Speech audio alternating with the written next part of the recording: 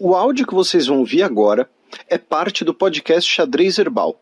Caso vocês queiram ouvir mais sobre esse assunto e outros temas de política internacional, é só ir em xadrezverbal.com. Bem, passemos agora para a coluna aberta, no qual daremos um giro pelo velho continente.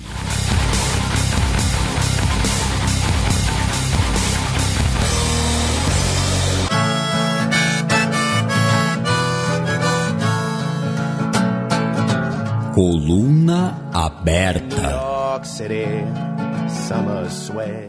Socialistas vencem eleições em Portugal e conquistam maioria absoluta. Pois é, as pesquisas que apontavam um empate, né, um empate não, né, mas uma vantagem menor do Partido Socialista em relação ao Partido Social Democrata, que, apesar do nome, é o partido de centro-direita português, né, estavam erradas. O Partido Socialista foi o grande vencedor, conseguiu a terceira maior vitória da sua história e, pela segunda vez, conseguiu a bancada de maioria absoluta sozinho, não vai precisar de coalizão, né, que era o objetivo do Partido Socialista desde o início, né, quando a coalizão de governo RUI, né, no final, RUI do verbo, né, ruir, não que tenha alguém chamado Rui no governo, é possível que tenha, né, Rui Costa, não sei, mas quando a coalizão de governo ruiu, né, parte da posse do Partido Socialista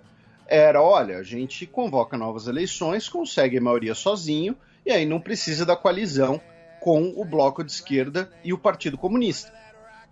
Então, até porque era o que as pesquisas apontavam naquele momento, né? As pesquisas elas começaram a diminuir a distância entre os dois maiores partidos, agora mais nas últimas semanas, já no final de janeiro de 2022.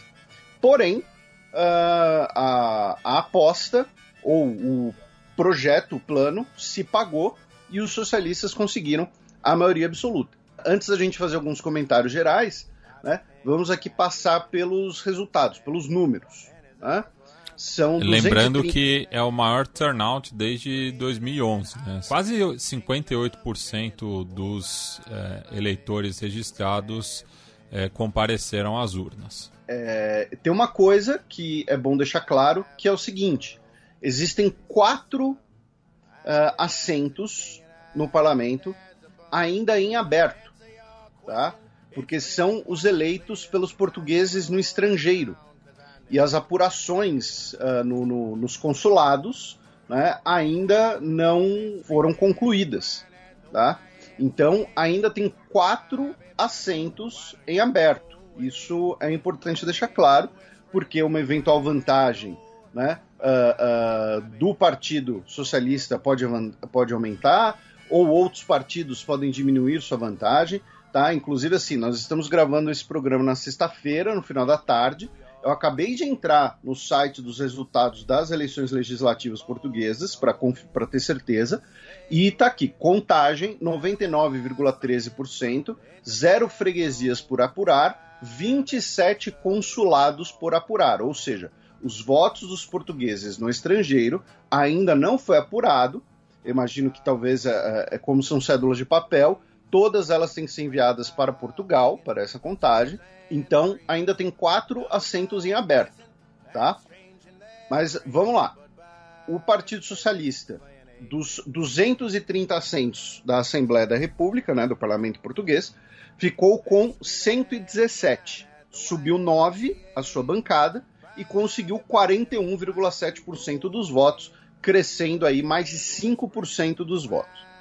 Em segundo lugar ficou o PSD, o partido, como a gente mencionou, do centro-direita, o partido conservador tradicional de Portugal, com 79 assentos. Com 76 assentos, desculpe. Perdeu 3, tá? Levou 29% dos votos e cresceu 1,5% do eleitorado.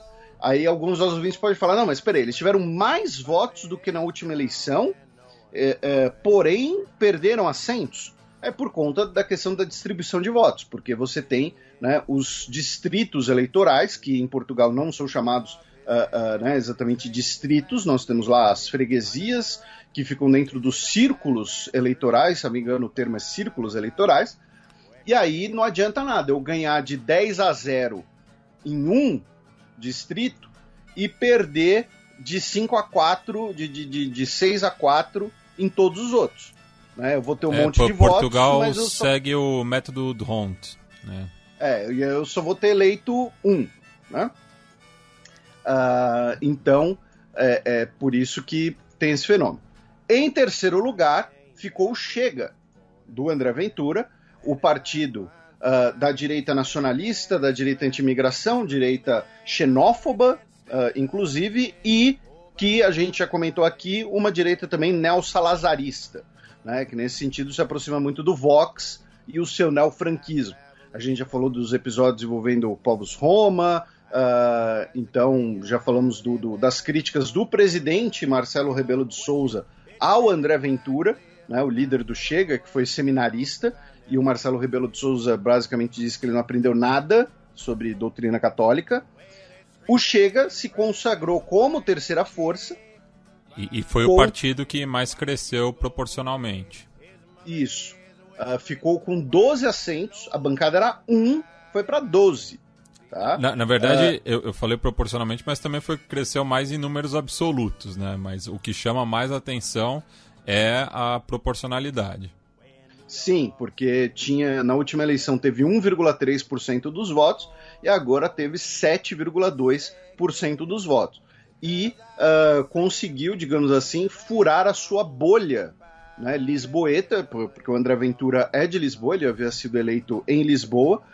Nas últimas eleições municipais, né, o Chega tinha conseguido os seus melhores resultados nas regiões mais populosas, mas agora conseguiu, inclusive, furar essa bolha, né, que eu mencionei, e eleger também representantes, por exemplo, no Aveiro e no Faro, tá? Mas principalmente, óbvio, Lisboa e Porto, mas também elegeu em outras regiões. Aliás, nenhuma das lideranças é de fora das duas maiores cidades, né? São, ou representam a capital ou o Porto.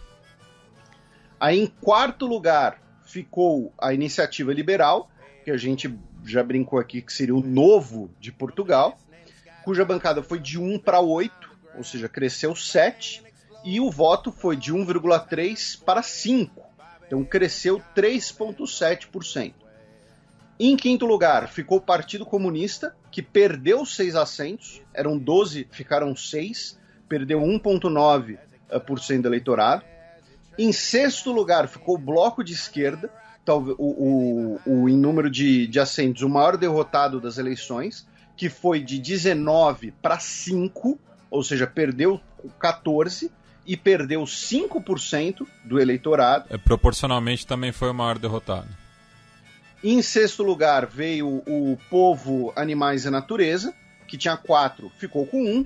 Depois veio o Livre, que não é um movimento de esquerda em Portugal, que tinha 1 assento, manteve 1, e basicamente isso fecha o parlamento. Por quê? O Partido Regional da Madeira ele é basicamente uma filiação local do PSD. Tá? Então a bancada do Partido de Madeira vai contar para a bancada do PSD. Porque alguns gráficos que eu vi por aí mostravam o Partido da Madeira separado.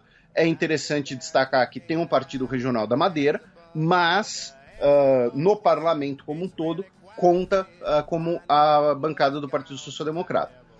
Então, uma coisa muito interessante de destacar para o nosso ouvinte, que alguns já devem ter percebido, mas espera aí, Felipe, o Partido Socialista, né, que é o principal partido de esquerda, venceu a eleição. Mas vocês estão falando, as maiores bancadas, as bancadas que cresceram foram dos partidos à direita, os partidos à esquerda diminuíram. Exatamente. Se a gente pensar numa clivagem apenas esquerda-direita, tá? O parlamento que foi eleito em 2019, ele tinha 144 cadeiras de centro-esquerda e esquerda e 86 no polo oposto. Agora, esse placar, entre aspas, ficou 130-96, com aquelas 4 cadeiras ainda em aberto, né, dos portugueses no estrangeiro. Então, a esquerda, pensando como um todo, ela diminuiu nessa eleição. O que ocorreu foi uma concentração de votos no Partido Socialista, que permitiu, então, o Partido Socialista eleger essa maioria sozinho. E pensando no campo da esquerda, o Partido Socialista é o que está mais ao centro, né? Então, o atual governo português, ele se afasta, né, da esquerda em direção ao centro político. O Partido Socialista é um partido de centro-esquerda em vários aspectos, é muito bem lembrado. E tem tendências próximas da direita, né? Em determinadas pautas.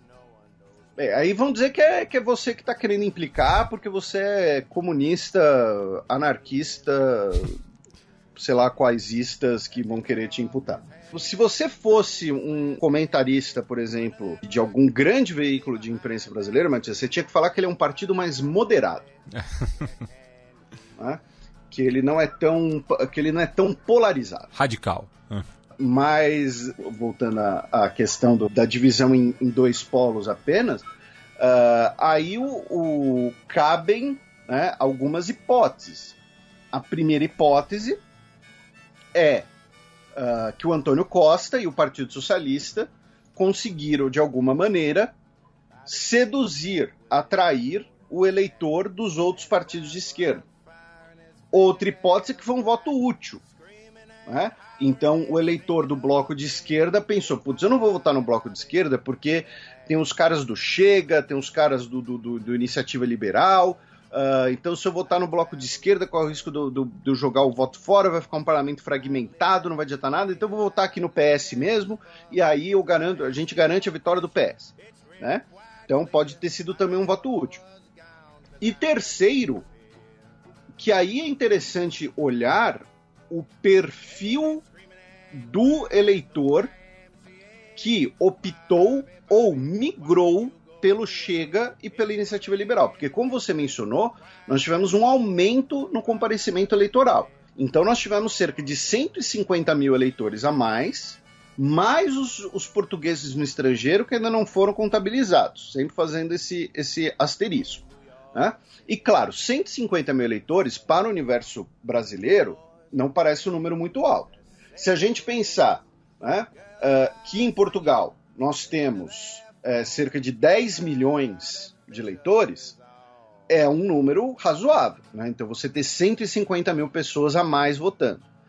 Então essas 150 mil pessoas a mais que votaram, elas decidiram votar no Chega, decidiram votar na Iniciativa Liberal, decidiram votar no PS, porque o eleitor do PSD, teve eleitor do PSD que migrou para o Chega, teve eleitor do PSD que migrou para o Instituto Liberal.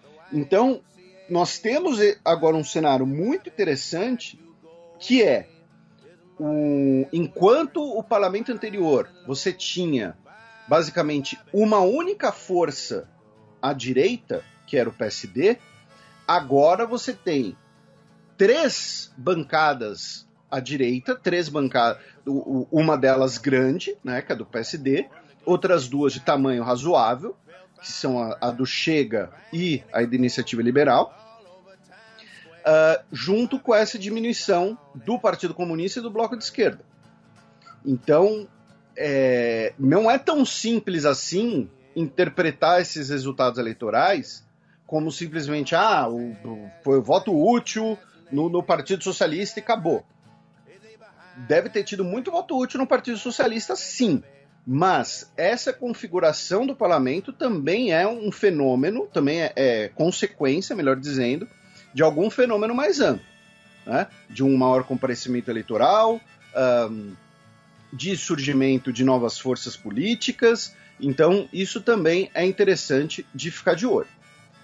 De qualquer maneira, repetindo, o Partido Socialista vai governar sozinho, né, sem necessidade de coalizão, e o que tudo indica, então, teremos aí 4 anos de mandato do Partido Socialista, porque dificilmente, a não ser que o Partido Socialista rache, né, você vai conseguir ter um voto de desconfiança, ou você não vai ter aprovação do orçamento, algo do tipo.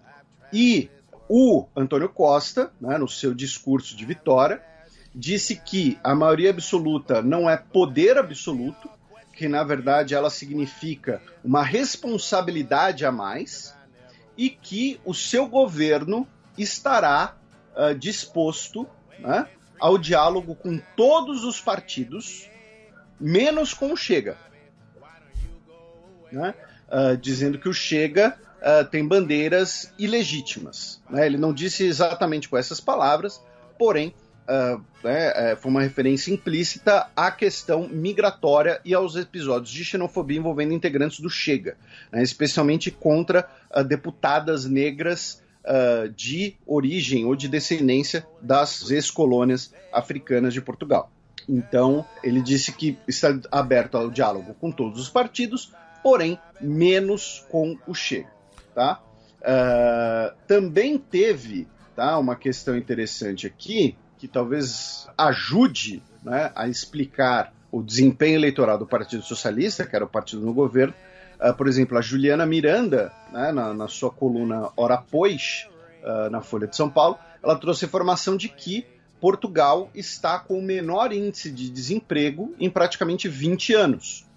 Fechou dezembro em 5,9%, abaixo, né, dos 7% da União Europeia, dos 6,4% da zona do euro, né, e bastante abaixo, por exemplo, da taxa de desemprego no Brasil, né, quando a gente compara e pensa, inclusive, no fato de que muitos brasileiros têm ido para Portugal nos últimos anos. Então, isso ajuda, né, a explicar esse desempenho eleitoral, essa vitória eleitoral do Partido Socialista, que, teoricamente, vai ter aí 4 anos tranquilos no governo. Mais sobre Portugal? Não, sigamos. A gente segue na Península Ibérica, já que a Espanha aprovou nova reforma trabalhista em votação apertada. Pois quem trouxe essa informação foi é uma matéria do Opera Mundi. Foi uma votação agora na última noite, tá? de quinta para sexta, com apenas um voto de diferença no parlamento, tá? Que vai substituir a reforma trabalhista de 2012, que havia sido feita pelo Partido Popular, né, que é o partido conservador espanhol. E agora o PSOE, o partido de centro-esquerda espanhol, ele já havia prometido uma revisão dessa reforma trabalhista, e agora ela passou, repito, por um voto, tá? Com a ideia ali, cuja intenção é reduzir os índices de desemprego que, segundo as estatísticas, a Espanha está com 14,5% da sua população economicamente ativa desempregada, e das pessoas que trabalham, cerca de 25% estão no setor informal, tá? Só que o que acontece? A nova lei, né, ela busca mudar as regras de contratações temporárias, de reajuste salarial para pessoas terceirizadas, muda também as razões, né, as possibilidades de demissão. A questão é que o PP e o Vox, né, ou seja, o Partido Conservador e o Partido Neofranquista, querem uma segunda votação dizendo que o projeto só foi aprovado, né, por um voto, que teria sido um voto equivocado do Alberto Casero, que é um deputado do PP. Tá? O cara teria votado errado, né? Até porque ele é de um partido que seria contra a reforma. Né? Então, o PP e o Vox estão dizendo, o cara apertou aqui o botão errado, o cara tava com sono, tava, sei lá, Tava jogando Candy Crush no celular, não prestou atenção no que tava fazendo, votou errado aqui, deram um cascudo nele e querem um novo voto. Se isso vai ocorrer ou não, não sei, né? Mas não deixa de ser uma situação curiosa. E como a gente já mencionou aqui esse assunto, o motivo da gente ficar de olho nessa possível mudança da lei trabalhista espanhola é porque isso vai ser um tema de campanha eleitoral aqui no Brasil, em 2022, né? Já que já está sendo. Já está sendo. Já que o Lula, que, né, não é oficializado como candidato, mas vai ser candidato, né, o que tudo indica, já comentou que quer fazer como na Espanha e revogar a reforma trabalhista. Né, e a votação, como a gente disse, foi nessa madrugada. Então, e você lembrou, já é assunto aqui no Brasil. Então, para quando tocarem no assunto, o nosso ouvinte vai saber, mas passou por um voto porque o cara tava jogando Candy Crush e votou errado. Mas tem que fazer isso, tem que fazer aquilo, tudo mais. Então, depois a gente vai trazer até mais informações. Quem fez uma matéria muito interessante sobre esse assunto foi o nosso querido André Schauders, né? Ele, inclusive, buscou fontes lá na Espanha que trabalharam no El País e tal. Eu sei como ele chegou nessas fontes, não vou aqui revelar a fonte dele, mas, brincadeiras à parte, ficou uma matéria muito interessante sobre a questão da reforma trabalhista na Espanha. E aí, da Espanha, meu caro Matias, a gente vai para o Reino Unido, né? Onde continua a questão das festinhas, né? Quem diria que uma festa na firma daria tanta dor de cabeça assim, né? Até porque não foi uma, né, festa na firma, foram 16 festas na firma. Né? Já temos aí um total de 16, incluindo, né, acho que a gente comentou no programa passado, não lembro, mas incluindo aí festinha de aniversário para o Boris Johnson. Alguns nossos ouvintes marcaram a gente numa edição que fizeram, não sei qual que seria o termo correto, porque não é montagem, porque não é foto, é áudio, é um clipe. É um mashup. Mas do Boris Johnson cantando You Gotta Fight for a Right to Party. Dos Beastie Boys. No Twitter, está muito bom, está sensacional. Acho que os nossos ouvintes vão pegar várias das referências. Mas o que aconteceu, né? Qual foi a novidade agora, né? Nós temos aí, né, falando em Reino Unido, né, falando ali na região, nós temos 3 notícias. Né? Inclusive, uma delas a gente poderia até passar mais para frente, mas vamos botar para agora. Né? Começando pelo fato de que no último dia 31, saiu a versão preliminar de 12 páginas, né, do relatório Sul-Gray, né, o Sul-Gray Inquiry, né, inquérito Sul-Gray, que aponta que as festinhas durante o lockdown foram falhas de liderança, erros difíceis de justificar e que erros ocorreram no coração do governo. Um jeito de responsabilizar o Boris Johnson sem citar o Boris Johnson. Né? Porque quem é o coração do governo, né, é o Premier. Recomendou a proibição do consumo de bebidas alcoólicas em locais de serviço público, né, porque lembrando que as festinhas foram em Downing Street, né, foram na residência oficial do Premier, e o relatório não acusa diretamente alguém, pelo menos não nessa versão preliminar, né, mas coloca, repito, que foram falhas de liderança, de julgamento, erros difíceis de justificar e erros que afetam o coração do governo. O relatório também disse que a Polícia Metropolitana está investigando o tema e que o inquérito Sul-Gray é separado da investigação da polícia, tá? dizendo que, para não prejudicar o processo investigativo da polícia, me pediram para fazer apenas referências mínimas às reuniões. Isso significa necessariamente que o relatório está extremamente limitado no que é possível dizer sobre os eventos. Ou seja, ou a polícia está fazendo uma investigação mais abrangente e aí vai sobrar para bastante gente, ou então a polícia está começando, né, talvez certamente por influência política, né, a assar uma pizza. Mas basicamente o que a autora do inquérito fala é: olha, a polícia me pediu para não revelar as informações dos inquéritos, né, as informações dos inquéritos policiais. Então o que eu posso dizer é isso, isso e isso aqui. Tá?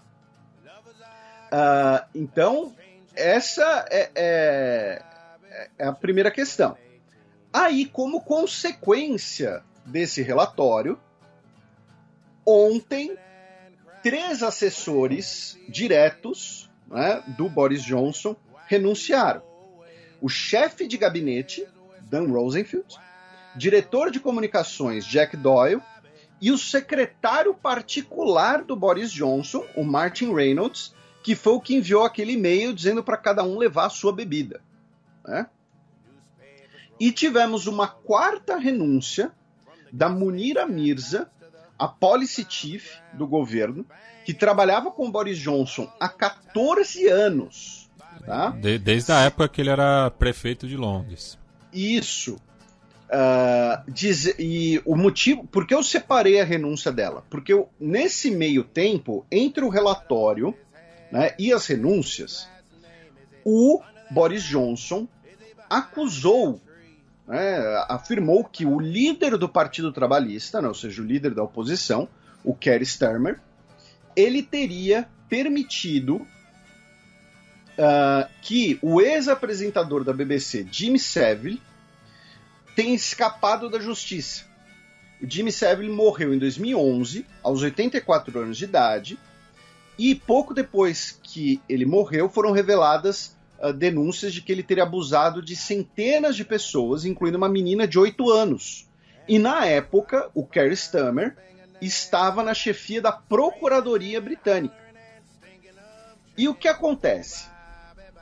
O Keir Starmer, tá? Esse é um caso que eu não conhecia até anteontem. Tá? Então, assim, para os nossos ouvintes, eventualmente que moram no Reino Unido, que estão mais por dentro, fique à vontade para mandar complementos, questões assim.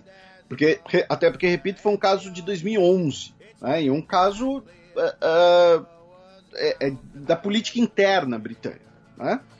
Mas, na época, o Starmer ele estava à frente da Procuradoria Britânica, mas ele não teve envolvimento direto no caso. E que foi o ano da morte do Savile, né? E tem um detalhe.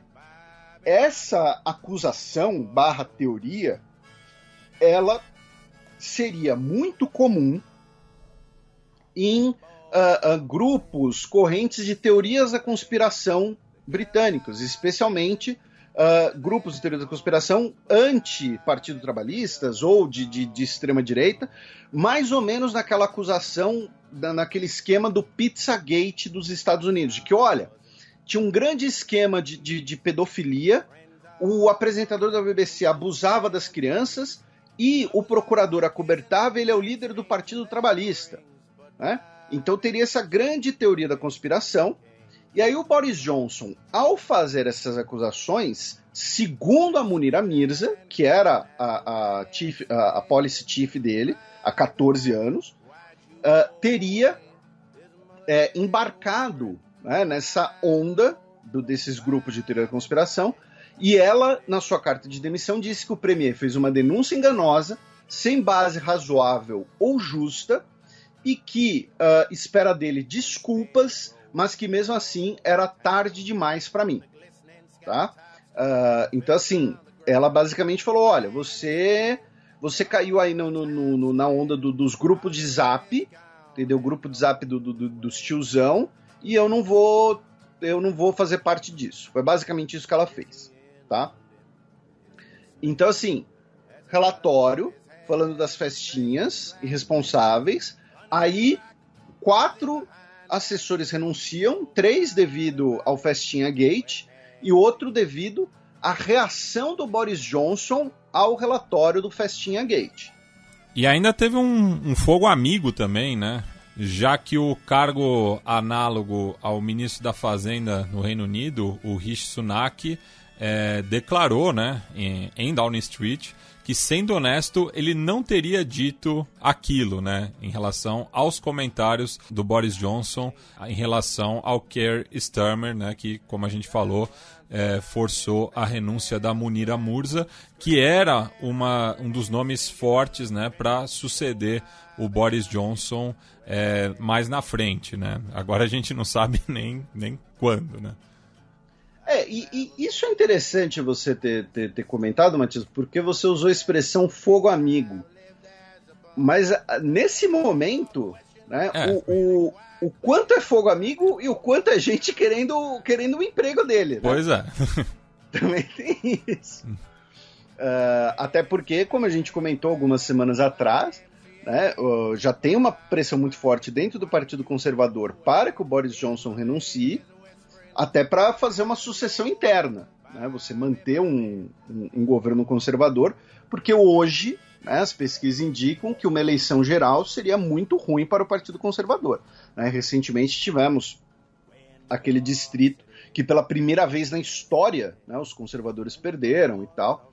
Então acaba sendo interessante também. E a Munira Mirza era considerada um nome forte até por dois motivos demográficos, né? Porque ela é de origem paquistanesa e a família dela se estabeleceu no noroeste do país, onde os conservadores costumam perder. Do Reino Unido, né, a gente vai ali rapidinho para a República da Irlanda, mas a gente vai voltar para o Reino Unido. Agora a gente vai para a Ilha da Irlanda, digamos assim. Né? Porque o que aconteceu? No final de janeiro, a Marinha Russa notificou, né, o governo da República da Irlanda que realizaria um exercício militar dentro das águas da Zona Econômica Exclusiva Irlandesa, ou seja, não nas águas territoriais, mas nas águas da Zona Econômica Exclusiva. Falando, a gente vai realizar um exercício militar lá no começo de fevereiro, então vocês avisam aí os seus os pescadores, tá? Vocês vão inclusive verificar aí, né, as linhas de voos civis e tudo mais, porque a gente vai fazer disparos com munição real. Então, né, vocês estão avisados, fiquem de olho. E o que aconteceu? Né? Muitos pescadores irlandeses não gostaram, até porque, pelo que eu entendi, está numa época propícia para pesca na região. Alguns integrantes do governo da República da Irlanda também não gostaram da notícia. Lembrando que a República da Irlanda busca seguir uma política ali de neutralidade. A República da Irlanda não é integrante da OTAN e também não é o país que mais gasta em armamento no mundo. Tá? A Irlanda ela tenta ali fazer uma coisa meio uma Suíça, mas até menos armada do que a Suíça. Enfim, o ministro da Defesa da Irlanda, né, inclusive o Simon Coveney, que ocupa simultaneamente o cargo de ministro de Relações Exteriores, até falou que, olha, tudo bem, a gente autoriza, né, mas o timing dos exercícios não é dos melhores. Por quê? Tanto por essa questão da pesca, quanto pelo fato de que a Marinha Russa fazer um exercício ali nas águas, né, da Zona Econômica Exclusiva da República da Irlanda é um jeito de cutucar o Reino Unido. Falar, olha, Reino Unido, vocês vão ficar mandando armas para a Ucrânia, o Boris Johnson quer posar de líder da OTAN na Ucrânia, né, até para fazer cortina de fumaça para o seu Festinha Gate. Tudo bem, a gente faz um exercício militar aí também do seu ladinho. Vocês não mandam navios para o Mar Negro? Então a gente vai mandar navios aí para a costa da Irlanda. Né? Só que aí o que aconteceu? E aí foi isso que eu achei sensacional. Essa foi muito boa. O chefe, né, o líder de uma cooperativa de pescadores irlandeses de Castletownbere, chamado Patrick Murphy, se encontrou com o embaixador russo na Irlanda, teria feito lá um apelo para ele, e aparentemente o apelo funcionou, porque o governo russo anunciou no último sábado, dia 29 de janeiro, que os exercícios seriam realocados como um gesto de boa vontade. E aí foi lá um repórter da CNN irlandesa, né, conversar com um camarada, né, e perguntou, não, mas como é que foi a conversa aí com o embaixador russo, né, o Yuri Filatov e tal? Ele falou, não, a primeira coisa que eu fiz foi dar uns camarões de presente para ele. E, na verdade, assim, ele falou prawns, né, que não é o shrimp, né, um tipo de camarão, mas que na hora de traduzir é basicamente só tem uma palavra, tá? Mas o prawn é como se fosse aquele camarão seco, né, não é aquele camarão rechonchudo. Enfim. É o pracarajé.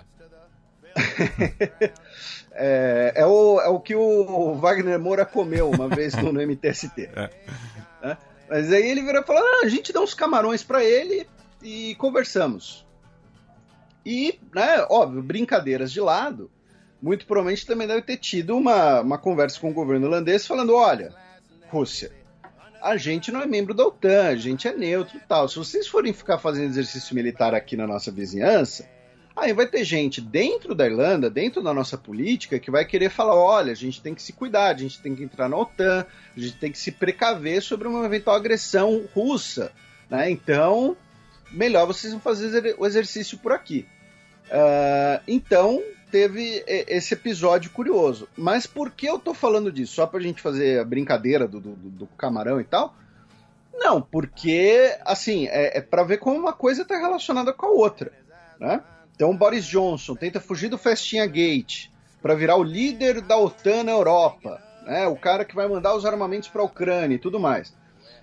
E, claro, ele pode acreditar nessa posição. A política externa britânica ela é tradicionalmente muito mais próxima dos Estados Unidos do que da Europa continental. Já falamos disso também.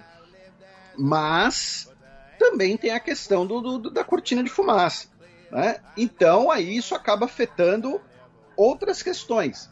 E aí, anteontem, desculpem, o premier, né, o chefe de governo da Irlanda do Norte, tá, renunciou, o Paul Givan, tá, renunciou em protesto, tá, contra a nova, né, o protocolo da Irlanda do Norte, devido à suspensão, né,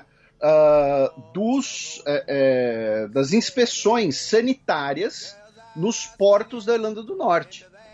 Então, isso poderia, né, voltar a gerar o temor de uma fronteira rígida dentro da ilha da Irlanda. Ele renunciou, ele que é do Partido Unionista, né, o Partido Conservador Pró-Britânico da Irlanda do Norte, e como a gente já mencionou aqui semana passada, né, uma coincidência assim enorme, semana passada a gente falou das eleições na Irlanda do Norte, quando a gente falou dos 50 anos do Domingo Sangrento de Derry. Daqui a 3 meses a gente vai ter eleições na Irlanda do Norte e pela primeira vez o Sinn Féin está liderando as pesquisas. Né, o Sinn Féin que é um partido não apenas à esquerda, mas um partido republicano que defende a união das duas Irlandas, que defende, né, sai daqui Reino Unido, sai daqui britânicos. Então, junto com Festinha Gate, temos Brexit, temos crise com a Rússia, e uma coisa fica retroalimentando a outra, né? Porque aí a consequência do Brexit leva à renúncia do governo da Irlanda do Norte, consequentemente a galera começa a falar, olha só o Brexit aí dando problema. Quem criou o Brexit mesmo? Aquele cara lá, aquele descabelado que tá de premier. Então a culpa é dele, que ainda por cima fez festinha, e a culpa é dele que ia ter exercício russo lá na costa da Irlanda, e por aí vai. Então, a última semana não foi nem um pouco legal, nem um pouco divertida para o senhor Boris Johnson. E, Felipe, ainda teve a cutucada, né, da porta-voz do Ministério de Relações Exteriores da Rússia, a Maria Zakharova, para a secretária de Relações Exteriores do Reino Unido, a Liz Truss, que havia dito, né, que os aliados do Báltico vão ajudar a mandar suprimentos ao redor do Mar Negro, né? Enfim, que não tem comunicação entre si, né? E daí a porta-voz russa disse que direcionada, né, escreveu para a Miss Truss que o seu conhecimento de história não é nada comparado ao seu conhecimento de geografia. E diz que o mundo precisa ser salvo da estupidez e da ignorância dos políticos britânicos. Cacete, pegou meio pesado. Bem, indo para outro país, né, cuja política também é muito... às vezes é motivo de piadas, a gente vai para a Itália, onde o Sérgio Mattarella foi reeleito presidente, né, na 8ª rodada da eleição /conclave presidencial italiano. Contra a vontade dele, é quase um Bento XVI, né? Então, e aí alguém pode virar e falar assim, não, pô, Felipe, você não falou lá que aquela Elisabetta Casellati, que tinha sido a mais votada, que ela era a favorita e tudo mais? Pois é, ela, né, presidente do Senado, né, italiano, e um dos motivos que, né, o Sérgio Mattarella, né, a gente não falou muito dele na última eleição, é porque ele não queria ser presidente, de novo, ele não queria ser reeleito. Então, assim, o Sérgio Mattarella ele foi eleito praticamente à revelia, né? Por quê? Porque, repito, ele não queria, só que aí chegaram nele, falaram, ô Sérgio, né, tá travado aqui, ninguém, assim, a gente não consegue chegar num acordo, né? A gente não vai conseguir eleger ninguém, então, assim, tem que ser você é o único que a gente vai concordar. Ele deve ter dado uma esperada funda, assim, né? Ele já tinha pensado na sua aposentadoria, já tinha pensado em sei lá, em ficar jogando dominó, não sei o que ele pretende fazer na aposentadoria, na ópera, não sei. Aí ele deu uma respirada, tá bom, né? Não tem jeito. E aí ele foi reeleito aí com 75% dos votos do colégio eleitoral / colégio de cardeais, e aí soltaram a fumaça branca, né, no Palácio Presidencial, e o Mattarella foi reeleito presidente na Itália, mesmo sem querer. E, finalmente, na Grécia, o primeiro-ministro, Mitsotakis, sobreviveu ao voto de desconfiança devido às nevascas, né, como previsto, já que o partido dele tem maioria. Porém, a gente comentou semana passada que ele iria sofrer esse voto de desconfiança, promovido pelo Alexis Tsipras, líder da oposição. Então, né, nada mais justo a gente comentar aqui o resultado. Ele passou com 156 votos em 300. Né? Então, precisava aí de pelo menos 151 pessoas a favor do governo dele. Teve 156 e aí conseguiu até viajar para Pequim para comparecer na abertura olímpica, que a gente vai falar um pouquinho mais para frente. E, finalmente, né, vamos aí para a Ucrânia, né, para atualizar os nossos ouvintes com os acontecimentos da última semana. Lembrando que a Ucrânia foi o tema principal de programas em dezembro, falamos bastante, né, sobre a Ucrânia também no último programa, nos 2 últimos programas, tá? Então, assim, se você quer uma análise mais abrangente, recomendo que ouça tudo isso, né? Que ouça, inclusive, esse programa de dezembro, né? O programa 278, salvo engano. E assim, se quiser uma coisa ainda mais abrangente, a gente tem 2 fronteiras invisíveis do futebol sobre a história da Ucrânia, né? Porque, enfim... Exatamente. A Ucrânia sempre esteve em disputa, né? E... então a gente tem... né, como o Mati já falou, a gente tem bastante coisa, então aqui a gente vai basicamente atualizar, né, o que aconteceu na última semana. Com basicamente 2 destaques. Tá? Um desses destaques é que nós tivemos uma reunião no último final de semana, tá? Uma reunião virtual, né?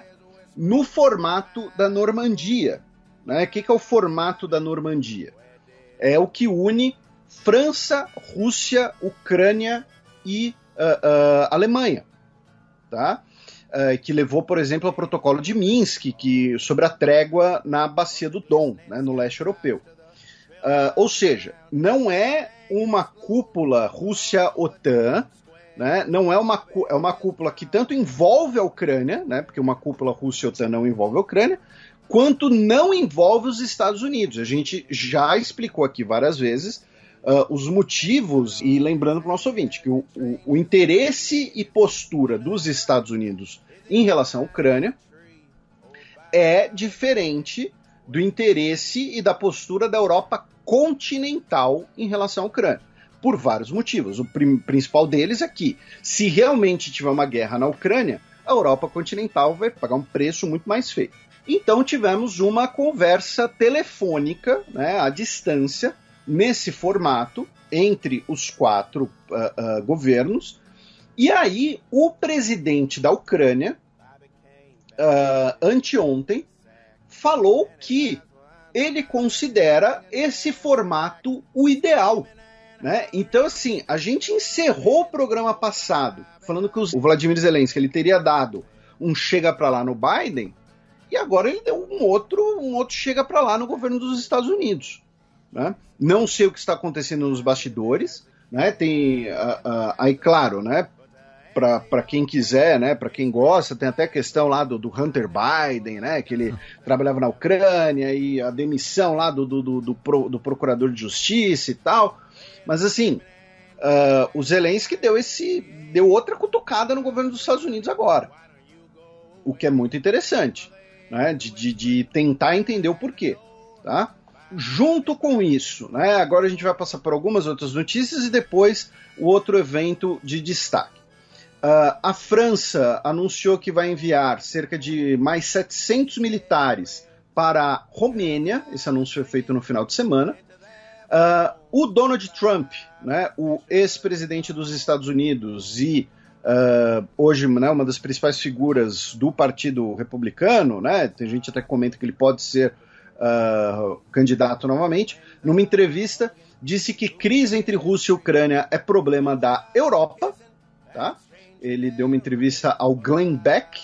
Eu não sei se ele é se a gente chama ele de radialista ou de podcaster, mas ele é ligado aos movimentos conservadores, né, nos Estados Unidos. O presidente ucraniano também anunciou um eventual plano, né, de expansão das forças armadas ucranianas para a próxima década, tá?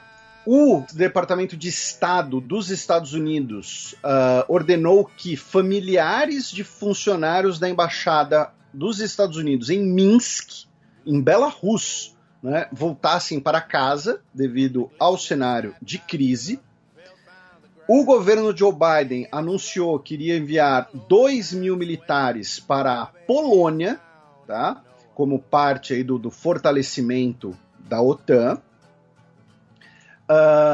Os Estados Unidos também afirmou, né, o governo dos Estados Unidos também afirmou na última quinta-feira, dia 3, ontem, né, de que o governo russo estaria preparando um pretexto falso para uma intervenção na Ucrânia, para uma invasão da Ucrânia, que consistiria de um vídeo falso, extremamente gráfico, né, incluindo cadáveres e para simular, para falsear um suposto ataque ucraniano contra uma cidade russa, tá?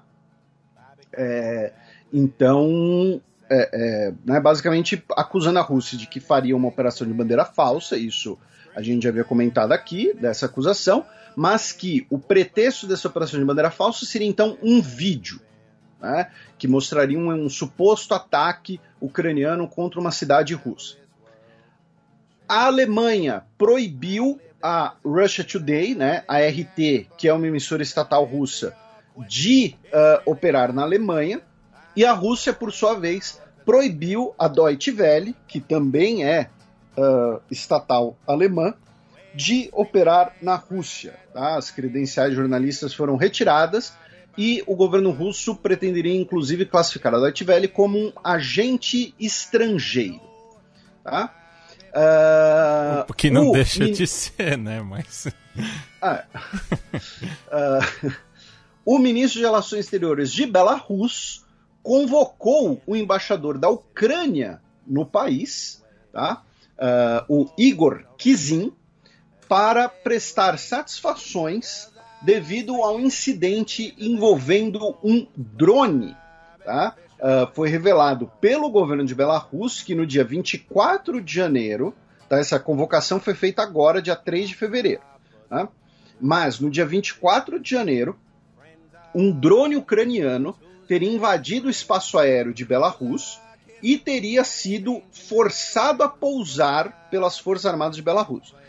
E não sei se ele foi interceptado por um avião, não sei se ele foi hackeado, não sei se usaram daqueles sistemas, né, que agora tem, né, de você meio que você impede o drone de receber sinais, e aí ele meio que cai no chão, né? Meio que um sistema antiaéreo, antidrones.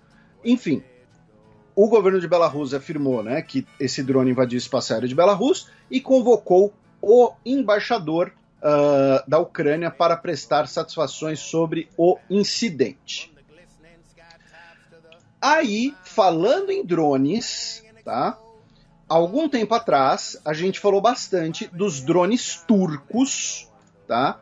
De como os drones turcos foram muito importantes para a vitória do Azerbaijão na guerra contra a Armênia, de como a Turquia havia, né, enviado drones, havia vendido drones para a Ucrânia, a Rússia protestou, né? E lembrando que, e isso é muito importante, quando teve, né, a derrubada / o abate, né, do avião da Malaysia Airlines, que muito provavelmente, né, óbvio que o governo russo nega e tal, mas muito provavelmente ele foi derrubado com o uso de equipamento russo nas regiões separatistas. A grande dúvida é se eram militares russos operando esses equipamentos, ou se eram separatistas ucranianos, se eram, enfim, os grupos que a Rússia apoia.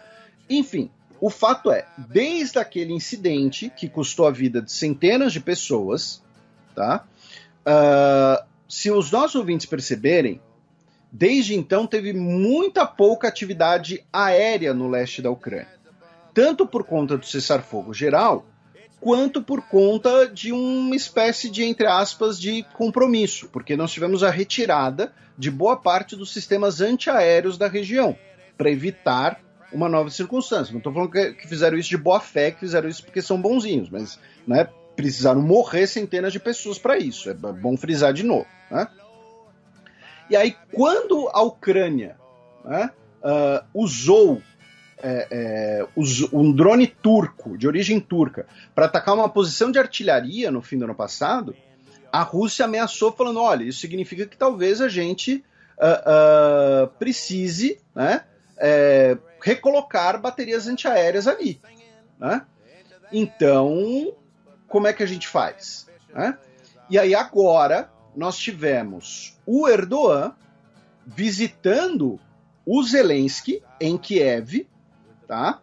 Chegaram a um acordo de livre comércio e que a ideia, né, o propósito desse acordo comercial é aumentar o comércio em 3 bilhões de dólares nos próximos 5 anos, lembrando que são países, entre aspas, vizinhos, porque embora não tenha uma fronteira terrestre direta, ambos estão ali na bacia do Mar Negro. Junto com esse acordo comercial, a Turquia vai vender mais drones para a Ucrânia. Drones turcos serão fabricados na Ucrânia e, um detalhe importante, serão fabricados usando um sistema de navegação ucraniano. Ou seja, é possível, né, que esse sistema de navegação, se for melhor do que os turcos têm à disposição, não sei dizer, tá? Quem disser que sabe, muito provavelmente vai estar enrolando vocês, tá? A gente sempre alerta sobre, né, isso. Esse sistema ucraniano eventualmente seria incorporado aos drones turcos. Aí algum nosso ouvinte pode falar, pô, mas espera aí, Felipe, o que a Ucrânia vai saber sobre isso? É importante lembrar que a Ucrânia herdou, né, muita tecnologia do período soviético. E que, embora você tenha coisa defasada, né, você precise de atualizações e tal, você tem pessoal especializado, nós temos fábricas, né, existe uma infraestrutura bélica, tecnológica razoável na Ucrânia. Né? Alguns dos ouvintes devem se lembrar, por exemplo, que o Brasil havia assinado um acordo de cooperação espacial com a Ucrânia. Porque a Ucrânia, embora não tenha dinheiro, recursos para explorar o espaço, o know-how eles certamente têm. Herança do período soviético. Então, o que Turquia e Ucrânia assinaram foi um acordo de cooperação econômica, um acordo de cooperação bélico-militar. E lembrando para os seus ouvintes, né, eu não lembro mais qual foi o programa que a gente falou dos drones, foi no ano passado. Quando a gente fala de drone aqui, tá, gente? A gente não está falando desse drone que você pode comprar pela internet e que você pode usar para filmar as suas férias, você pode usar para fazer alguma coisa divertida. Tem, sei lá, tem corrida de drone na ESPN hoje em dia já, né? Coisas assim. A gente está falando de basicamente pequenos aviões operados à distância e com uma considerável capacidade bélica. Tá? No caso do TB2, que é esse principal drone turco, eu estou colando aqui, obviamente, ele tem 12 metros de envergadura, tá? Chega até 8.000 metros de altitude e pode carregar aqui cerca de 150 quilos de armamentos. Tá? Então ele pode jogar 150 quilos de mísseis na cabeça de alguém. Tá? E quando eu falo de armamento, não é que ele usa, sei lá, não é que ele leva um tijolo para atacar na sua cabeça. Não, a gente está falando de mísseis guiados por sistema infravermelho, todos, tá? Armamentos modernos. Então não é drone que você compra para filmar suas férias. É um pequeno avião operado remotamente que pode causar um belo de um estrago. Tá? Então, obviamente, isso gerou mais protestos russos. Né? Então, é a Turquia dando um passo além no seu papel nessa relação ali no Mar Negro, numa relação de morde-a-sopra com a Rússia, aí que já dura alguns anos. Junto com isso, né, nós tivemos um cidadão turco, chamado Nuri Bozkır, tá? Formou a Guerra da Crimeia, né? Oi? Formou a Guerra da Crimeia, né? Ah, sim. A Guerra da Crimeia, a nova Guerra da Crimeia. E junto com tudo isso, nós tivemos um cidadão turco chamado Nuri Bozkır, que é um traficante de armas, e ele teria delatado irregularidades, teria delatado esquemas, né, na alta cúpula do governo turco, e ele estava escondido na Ucrânia. Né? E como parte da visita do Erdogan ao Zelensky, o cara foi capturado e foi entregue aos turcos. Então ainda tem essa. Meu Deus. Né? Não foi só uma visitinha para, vamos fazer mais comércio, olha, tem uns drones bacanas aqui, tem um maluco escondido aí, tem um maluco no sentido paulistano, né? Tem um cara escondido aí. O Zelensky, dá o papo. Onde o Fita tá? Entrega ele para nós aí, pega ele para nós. E né, a Turquia também realizou um ataque aéreo a posições curdas dentro do Iraque, tá? Nessa última semana, o que causou protestos do governo iraquiano.